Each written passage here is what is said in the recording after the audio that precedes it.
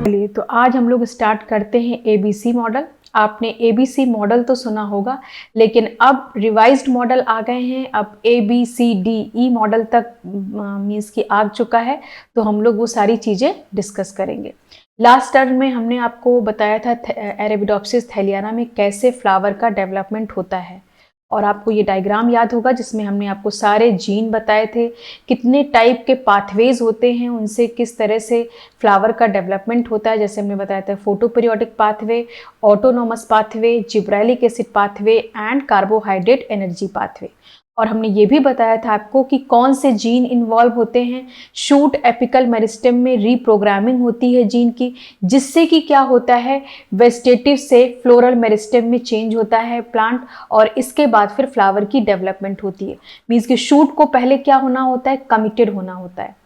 Committed होने से हम आपको एक बहुत अच्छा एग्जाम्पल देते हैं कि आप फ्लोरिस्ट के शॉप पे जब जाते हैं तो आप वहाँ पे देखते हैं कि बहुत सारे बर्ड्स रहते हैं, ठीक है, और वो बर्ड्स को रखे रहते हैं, फिर थोड़े दिन बाद वो ब्लॉसमिंग होने लगते हैं।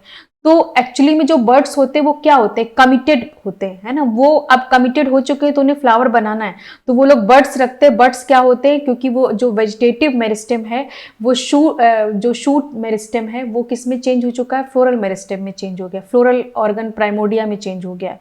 अब उसको फ्लावर बनाना ही है, तो उसको क्या कहते हैं, कमिटेड, है ना, उसको कमिटेड मीन्स कहते हैं। और हमने आपको लास्ट टर्म में सारी चीज़ें बताई थी ये, और फिर हमने ये भी बताया था कि शूट एपिकल मेरिस्टेम में कौन से जीन इन्वॉल्व होते हैं, जो कि पहला नंबर का जो मेन इंपॉर्टेंट जीन थे वो क्या थे, मेरिस्टेम आइडेंटिटी जीन, जिनमें एग्जाम्पल है AGL, जिसको हम लोग SOX1 भी कहते हैं, और या फिर लीफी जीन, जो कि बहुत इंपॉर्टेंट है क्योंकि इसका इंटरेक्शन किससे होता है, क्योंकि इसका इंटरेक्शन होता है इन जीन से, और इन जीन का नाम क्या है, फ्लोरल ऑर्गन आइडेंटिटी जीन, या फ्लोरल होम्योटिक जीन। नाम से ही पता चल रहा है कि क्या करने वाले हैं, आइडेंटिटी देने वाले, टिश्यू को एक पहचान देंगे। जैसे कि फ्लावर में क्या होता है, सेपल्स होते हैं, पेटल्स होते हैं, स्टेमन होते हैं, तो ये सारी चीजें कहाँ से में मिलेंगी, फ्लोरल ऑर्गन आइडेंटिटी जीन ये डिटरमाइन करेंगे।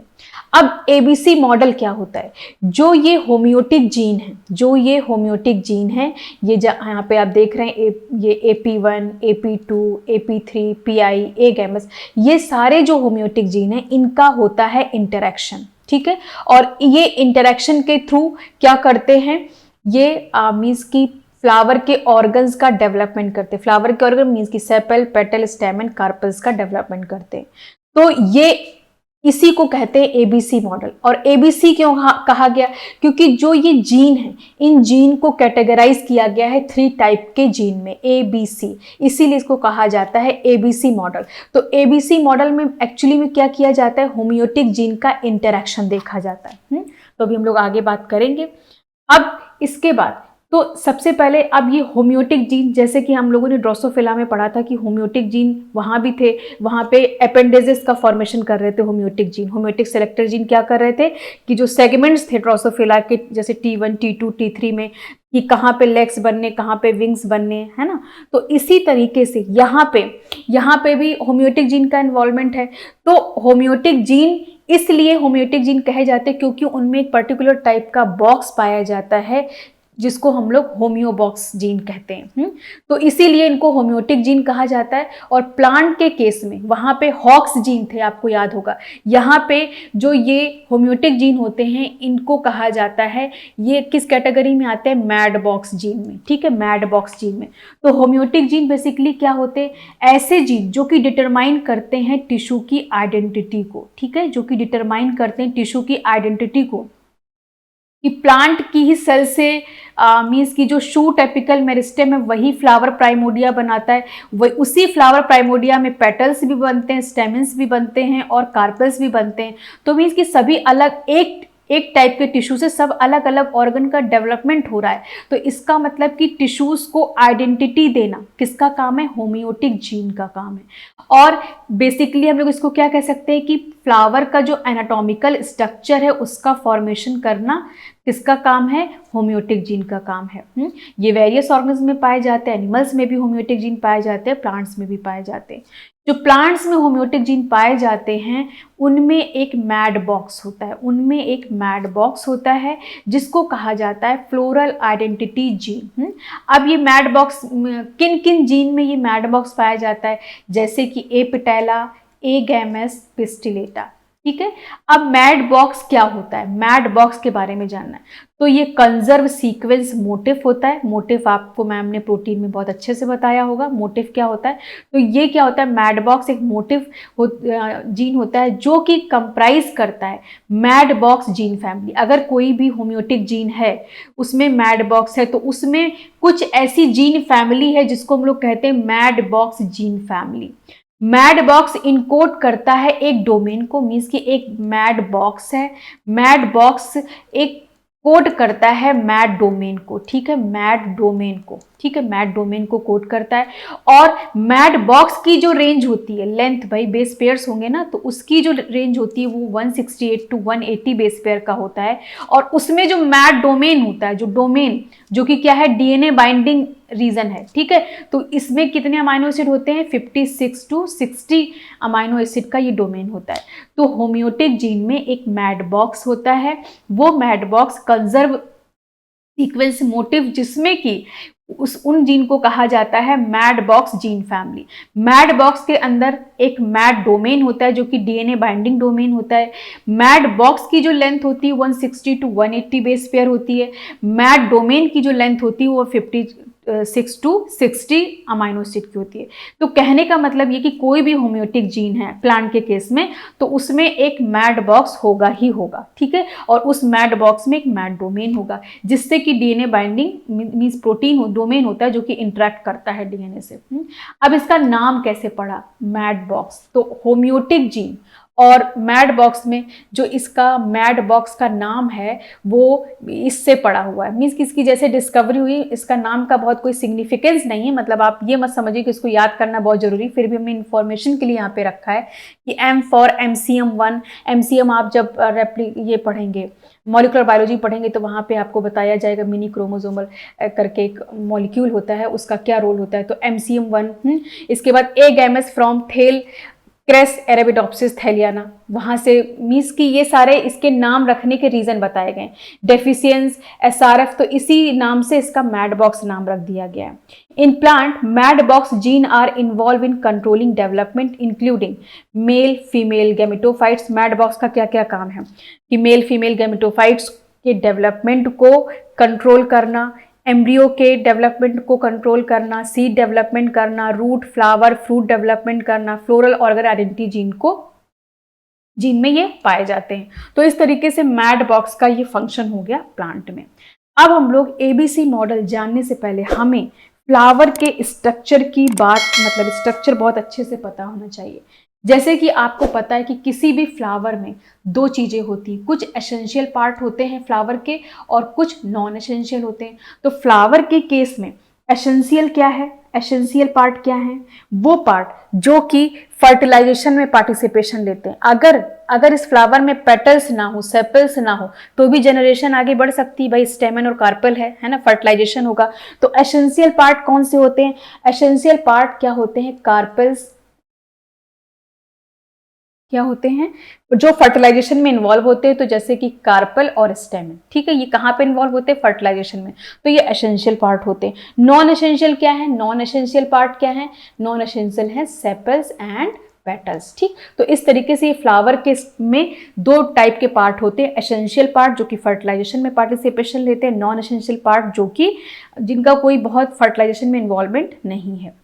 अब इसके बाद तो अब हम लोग फ्लावर के स्ट्रक्चर की बात करें, और आपको ये पता है कि हमने लास्ट क्लास में बताया था कि फ्लावर क्या होता है? मॉडिफाइड शूट होता है। ठीक है, शूट एपिकल मेरिस्टेम जो होता है वही क्या बनाता है आगे चल के, यहीं पे ये शूट एपेक्स है और ये शूट एपेक्स किस में चेंज हो जाएगा? फ्लोरल प्राइमोडिया में चेंज होगा। और जब ये चेंज होता है तो यहाँ पे बहुत सारी जेनेटिक रीप्रोग्रामिंग होती है कि कैसे वेजिटेटिव स्टेट से ये फ्लोरल स्टेट में या रिप्रोडक्टिव स्टेट में चेंज हो रहा है। तो इस तरीके से ये क्या होता है, फ्लावर एक्चुअली में क्या होता है, मॉडिफाइड शूट होता है। और उसमें बहुत सारे जीन इन्वॉल्व होते हैं कन्वर्ट करने के लिए, किसको, वेजिटेटिव मेरिस्टेम को फ्लोरल मेरिस्टेम में चेंज करने के लिए। अब हम लोग फ्लावर के, अगर हम लोग पार्ट की बात करें, क्योंकि जब तक आपको फ्लावर का पूरा क्लियर नहीं होगा, हो सकता कोई जूलॉजी का हो तो उसे ना पता हो, तो हम लोग यहाँ पे पहले देख लेते हैं। तो फ्लावर में जैसे कि आप यहाँ पे देख रहे हैं कि एक ये जो ग्रीन कलर का आपको दिख रहा है, इसको हम लोग सेपल्स और कैलिक्स बोल सकते हैं। ठीक है, सेपल्स इनका एक एक, और अगर इनको कलेक्टिवली बोला जाए तो इनको कैलिक्स बोलते हैं। ठीक है, सेपल्स को कलेक्टिवली कैलिक्स बोलते हैं। पेटल्स जो कि आपको कलरफुल दिखते हैं, ठीक है, किसी भी फ्लावर में वो पेटल्स होते हैं, और उनको कलेक्टिवली हम लोग कोरोला बोलते हैं। ठीक है, इसके बाद फिर स्टेमन आता है। ठीक है, स्टेमन में आप देख रहे हैं कि स्टेमन की स्ट्रक्चर यहाँ पे बना हुआ है कि इसका एक फिलामेंट होता है, यहाँ पे माइक्रोस्पोरेंजियम होता है, एंथर होता है, एक कनेक्टिव मींस टिश्यू होता है। तो इस तरीके से ये एंथर का स्ट्रक्चर है, और एंथर को हम लोग क्या स्टेमन का स्ट्रक्चर है, और ये स्टेमन हो गया जिसको हम लोग क्या कह सकते हैं, एंड्रोशियम। ठीक है, कलेक्टिवली हम लोग उसको क्या बोलते हैं, एंड्रोशियम। अब इसके बाद हम लोग यहाँ पे ये इसका नेक्स्ट जो पार्ट होता है गाइनोशियम होता है। गाइनोशियम जिसको हम लोग कार्पेल्स बोलते हैं, या हम लोग इसको पिस्टिल भी बोल सकते हैं। ठीक है, कार्पेल कहिए या फिर पिस्टिल कहिए या फिर गाइनोशियम कहिए। तो ये इसका स्ट्रक्चर है, यहाँ पे ओव्यूल्स होते हैं। ठीक, तो ये इसका स्ट्रक्चर है। अब जो सेपल्स होता है, सेपल्स को हम लोग कहते हैं वर्ल फर्स्ट। ठीक है, आपने एक नाम सुना होगा वर्ल, आप ये समझिए रोज है ना, वर्ल फर्स्ट किस में आती है, सेपल्स में आती है। सेपल्स को हम लोग वर्ल फर्स्ट में रखते हैं। पेटल्स को हम लोग किस में रखते हैं, पेटल्स को हम लोग रखते हैं 2 में। ठीक है, और जो थर्ड होता है उसमें हम लोग रखते हैं मीन्स की स्टेमन को, या आप क्या कह सकते हैं, एंड्रोशियम को, और फोर्थ में हम लोग रखते हैं गाइनोशियम को। ठीक है, वर्ड 4 में किसको रखते हैं, गाइनोशियम को। अब क्या किया गया है कि एबीसी मॉडल को समझाने के लिए, क्योंकि ये जितना भी आपको फ्लावर का डेवलपमेंट हो रहा है, यहाँ पे जीन का इंटरेक्शन है। अब ऐसा नहीं है कि सिर्फ सेपल्स किसी एक जीन ने बनाया, मीन्स कि कुछ जीन के इंटरेक्शन से बना। तो उन जीन के इंटरेक्शन को समझाने के लिए इन वर्ल को, ठीक है, इन वर्ल को क्या किया गया है, बाउंड्रीज सेट की गई हैं। अब ये इन बाउंड्रीज को, इसको कहा जाता है बाउंड्री सेट। किस तरह से बाउंड्रीज सेट की गई हैं, ठीक है, बाउंड्री यहाँ पे सेट्स की गई हैं। अब इसके बाद तो अब यहाँ पे देखिए, पहला आप यहाँ पे देख सकते हैं कि फील्ड वन का इंटरेक्शन कैसा दिख रहा है आपको। तो जैसे आप ये भी समझ सकते हैं कि जो फर्स्ट वर्ल है, जैसे कि ये वाला है, तो इसका इंटरेक्शन ये यहाँ पे है, सेकंड कहाँ पे, ये यहाँ पे है, ठीक है, थर्ड कहाँ पे, ये यहाँ पे, फोर्थ कहाँ पे, ये यहाँ पे। ठीक, तो ये वर्ल का स्ट्रक्चर हो गया। आप समझ रहे हैं, सेपल्स है, ये पेटल्स है, ये एंड्रोशियम है, ये गाइनोशियम। अब इनकी बाउंड्री सेट की गई कैसे कि फील्ड 1 में क्या है, एक तरीके से ये इंटरेक्शन शो कर रहा है। फील्ड 1 में क्या देख रहे हैं आपको कि ये एरो ऐसा दिख रहा है, तो इसको फील्ड 1 कहा गया है, इसको फील्ड 2 कहा गया है, ठीक है, और इसको फील्ड 3 कहा गया है। तो इस तरह से 3 फील्ड में इसको सेट किया गया, मीन्स कि ये 1 है, ये 2 है, ये 3 है, ये 4 वर्ल है, ठीक है, 4 वर्ल है। इनको एक इंटरेक्शन के थ्रू इनकी बाउंड्री सेट की गई है कि ये फील्ड 1 है, ये फील्ड 2 है, ये फील्ड 3 है।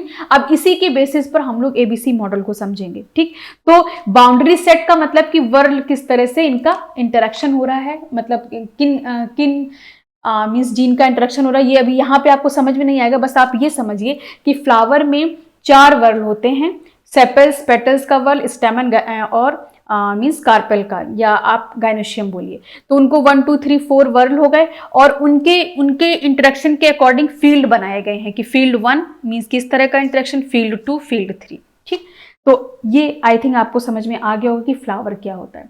अब इसके बाद हम लोग एबीसी मॉडल पे आते हैं। तो एबीसी मॉडल ऑफ फ्लावर, आपने फ्लावर का स्ट्रक्चर समझ लिया, और अब हम लोग समझेंगे कि एबीसी मॉडल में एक्चुअली में क्या होता है। ABC model of flower development explain genetic behind the formation of different whorl in the flower. जो डिफरेंट वर्ल मीन्स की सेपल की एक वर्ल बन रही, मीन्स कि हम लोग उसको कैलिक्स बोल सकते हैं, कोरोला बन रहा है, एंड्रोशियम, गायनोशियम, ये जो इनके वर्ल बन रहे हैं, ठीक है, जो बाउंड्री सेट्स इनकी बन रही हैं, उनके बीच में क्या हो रहा है कि उनके पीछे क्या जेनेटिक इंटरेक्शन है, या किस तरीके से वो ये सेपल्स, पेटल्स और एंड्रोशियम, गायनोशियम का फॉर्मेशन कर रहे हैं। तो ये इसी को हम लोग एबीसी मॉडल कहते हैं। या फिर आप दूसरे शब्दों में कह सकते हैं कि एबीसी मॉडल में ये बताया जाता है कि जितने भी होम्योटिक जीन है उनका इंटरेक्शन कैसे हो रहा है फ्लावर बनाने में, ठीक है, फ्लोरल ऑर्गन को बनाने में। वो जो एबीसी क्या है, ये तो होम्योटिक जीन है, आप ये समझ ही चुके हैं क्योंकि ये फ्लावर के ऑर्गन डेवलपमेंट में इन्वॉल्व है। तो जो ये एबीसी जीन मतलब कि एबीसी मॉडल है, ये बताता है कि जो होम्योटिक जीन है, ठीक है, होम्योटिक जीन जैसे कि एपिटेला 1, एपिटेला 2, ये भी आगे बताने वाले हैं, तो उनके जीन के बीच में इंटरेक्शन कैसा है ये बताता है ABC model. In a flower organ specification views the meristem as 3 overlapping developmental field। जैसा कि हमने बताया कि अभी हमने स्पेसिफिकेशन करके बताया ना कि 3 यहाँ पे फील्ड आपको दिख रही हैं, तो यही बात यहाँ पे कही गई है कि in flower organ specification views the meristem as 3 overlapping developmental field identifies the gene and combination of gene that specify specific floral organ. क्योंकि इनके कहीं ना कहीं इंटरेक्शन, ये फील्ड बनाने का मकसद क्या है कि इनके बीच में कोई इंटरेक्शन हो रहा है, तो इसी को शो करने के लिए ये फील्ड को बना के समझाया गया है। अब इसके बाद तो जो होम्योटिक जीन फ्लावर के डेवलपमेंट में प्लांट में होते हैं वो कौन कौन से होते हैं। पहला होता है एपिटेला 1 जिसका शॉर्ट नेम है AP1, ये आपको याद करना होगा, ठीक है। दूसरा जीन है एपिटेला 2 जिसका शॉर्ट नेम है AP2। तीसरा जीन है एपिटेला 3 जिसका शॉर्ट नेम है AP3। फिर पिस्टिलेटा है और एगैमस है, ठीक है। ये 5 जीन हैं जो कि बहुत इंपॉर्टेंट रोल प्ले करते हैं, मतलब पूरा फ्लावर डेवलपमेंट इन्हीं 5 जीन की वजह से ही होता है, चाहे वो सेपल्स, पेटल्स, एंड्रोशियम, गायनोशियम। तो इनको क्या कहा जाता है, इन जीन को कहा जाता है फ्लोरल ऑर्गन आइडेंटिटी जीन, क्योंकि ये फ्लावर को आइडेंटिटी दे रहे हैं, फ्लावर के ऑर्गन का डेवलपमेंट करा रहे हैं, तो इसलिए इन जीन को क्या कहा जाता है, फ्लोरल ऑर्गन आइडेंटिटी जीन, ठीक है। इतना समझ में आया आप लोग। अब ये होम्योटिक जीन हैं, इन जीन को टाइप में डिवाइड किया गया है, मतलब कि ये तो जीन है, ये होम्योटिक जीन है। अब एबीसी मॉडल नाम रखा गया है तो इसके पीछे भी कोई रीजन होगा, तो इन जीन को टाइप में डिवाइड किया गया है। जैसे कि यहाँ पे आप देख पा रहे हैं कि ये एबीसी मॉडल में बताया गया है कि 3 टाइप के जीन है, type A, type B, type C, 3 type के जीन हैं। और ये 3 टाइप के जो जीन हैं, अब जैसे कि आपने ये जीन देखे एपिटेला 1, एपिटेला 2, एपिटेला, ये पिस्टिलेटा, एगैमस, ठीक। तो इन्हीं जीन को यहाँ पे बताया गया है कि किस तरह से ये किस टाइप के जीन में आते हैं, कि AP1 है, AP2, AP3 और पिस्टिलेटा और एगैमस, ठीक। ये 5 जीन हैं। ये 5 जीन किस तरीके से एबीसी मॉडल में मीन्स किस टाइप के जीन में आते हैं, तो जो टाइप ए कैटेगरी में कौन से जीन आएंगे, एपिटेला 1 और एपिटेला 2, ठीक। और टाइप बी जीन में आएंगे एपिटेला 3 और पिस्टिलेटा, और टाइप सी जीन में एगैमस। तो आपको याद करना है कि जो टाइप ए जीन है उसमें एपिटेला, AP1, AP2 आता है। टाइप बी जीन है उसमें कौन से आते हैं, AP3 और पिस्टिलेटा, और टाइप सी है उसमें सिर्फ एक जीन है, एगैमस, ठीक। तो ये 3 टाइप के जीन हो गए। टाइप ए में AP1, AP2, टाइप बी में AP3, पिस्टिलेटा, और टाइप सी में सिर्फ एक जीन है, एगैमस। अगर एपिटेला, ठीक है, अगर एपिटेला 1 एलोन एक्सप्रेस हो, और कुछ केसेस में ऐसा देखा गया कि अगर एपिटेला 2, क्योंकि टाइप ए ही जीन है, ठीक है, एपिटेला 2 भी क्या है, टाइप ए जीन है, तो टाइप ए जीन अगर एलोन एक्सप्रेस होता है तो सेपल्स बनते हैं, ठीक है। अब आपको जैसे यहाँ पे लिखा है कि अगर टाइप ए में यहाँ पे तो एपिटेला 1, कुछ केसेस में आप देखेंगे कि AP2 से सेपल्स बन रहे हैं, AP2 से सेपल्स बन रहे हैं, ठीक। तो आप ये समझिए कि क्योंकि ये टाइप ए जीन है तो टाइप ए जीन, अब जैसे यहाँ पे ये लिखा है टाइप ए जीन, अगर टाइप ए जीन अकेला एक्सप्रेस होता है तो क्या बनाता है, सेपल्स बनाता है, ठीक है। तो इसका मतलब क्या है, ये डोमिनेंट जीन है, मतलब सेपल्स अकेले बना सकता है। अगर टाइप ए जीन ये हो गया, एपिटेला 2 किस में आता है, टाइप ए जीन में।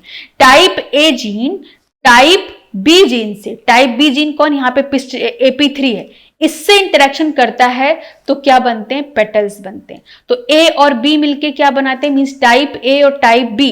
टाइप ए में ए पेटेला 2, टाइप बी का ए पेटेला 3, दोनों मिलके दोनों इंटरेक्शन करते हैं तो पेटल्स का फॉर्मेशन होता है। अब इसके बाद थर्ड में क्या है कि टाइप बी और टाइप सी जब दोनों एक्सप्रेस होते हैं, टाइप बी का पिस्टिलेटा और टाइप सी में तो एक ही जीन है तो ए गैमस, तो पिस्टिलेटा और ए गैमस जब इंटरैक्ट करते हैं तो क्या बनता है, स्टेमन का फॉर्मेशन होता है। टाइप सी में क्या है, टाइप सी में ए गैमस, ये तो सिर्फ अकेला, ये एलोन एक्सप्रेस होता है तो कार्पेल का फॉर्मेशन होता है।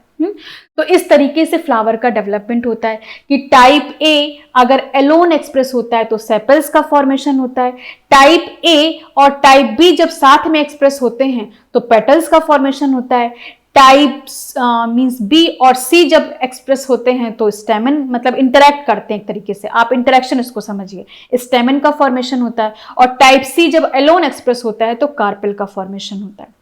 अब कभी आपसे टाइप के अकॉर्डिंग क्वेश्चन पूछा जाएगा, कभी आपसे जीन के अकॉर्डिंग पूछा जाएगा, तो आपको क्या पता होना चाहिए, आपको पहले तो दिमाग में ये रहना चाहिए कि 3 टाइप के जीन है, type A, type B, type C. आपको ये भी याद रखना है कि टाइप ए में कौन सा है, AP1, AP2 है, टाइप बी में कौन सा है, AP3 पिस्टिलेटा है, टाइप सी में कौन है, ए गैमस है।